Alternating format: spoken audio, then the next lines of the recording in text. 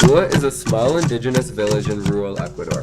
The inhabitants of Bua, the tsa'chila, are currently watching their community go through massive changes caused by increased interaction with the outside world in recent times. In the past decade, a concrete road was built through Bua, connecting the nearby city Santo Domingo to neighboring towns. This road has brought people, products, and ideas from the outside into this previously isolated village. These influences have caused visible changes in the water sources, the education, and the culture of the tsa'chila in Bua.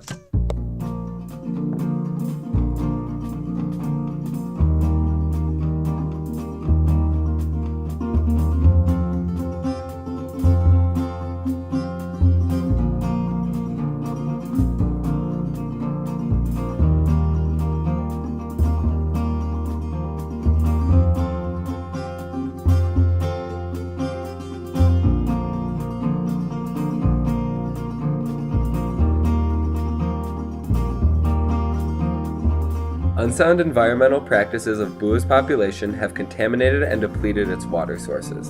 In recent decades, Bua's rivers, once majestic and deep enough to swim in, have shrunk in size to babbling streams barely ankle deep. Previously diverse and robust fish populations have dwindled to uniform populations of small fish. The waters, once clear and fresh enough for safe drinking and washing, have become polluted with detergents, agricultural chemicals, and industrial waste from companies upriver in Santo Domingo. One main source of contamination is agricultural runoff, which now has a clear path from farms to rivers due to deforestation. Another source is the unavoidable daily use of detergents used by all families for the washing of clothes and themselves.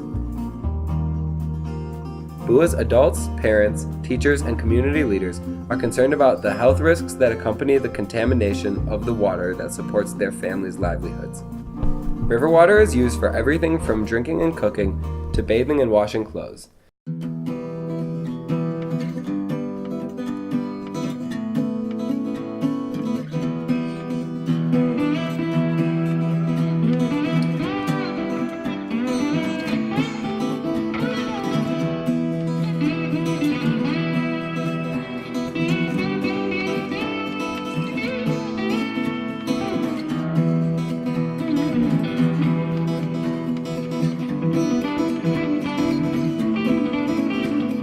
Bua's main road links the village with Santo Domingo, thereby facilitating easier access to higher education. This, coupled with the rapidly increasing value of education, has led to improvements in the local school and an increase in the number of students going on to higher education. Students are able to take a bus into Santo Domingo for weekly university classes, a previously difficult task when no automobiles could travel the patchy dirt road along which Bua was situated.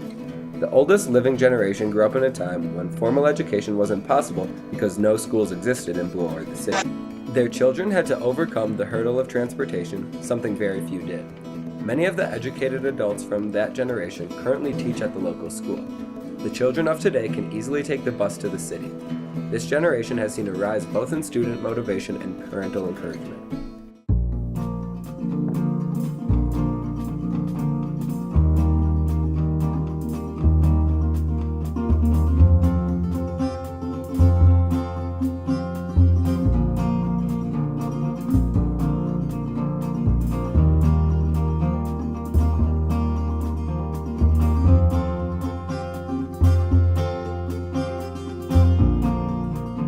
Increased interaction with mestizo culture and consumer goods has diluted traditional tsa'chila culture. Traditional music and dance have been replaced by their modern popular counterparts, such as reggaeton.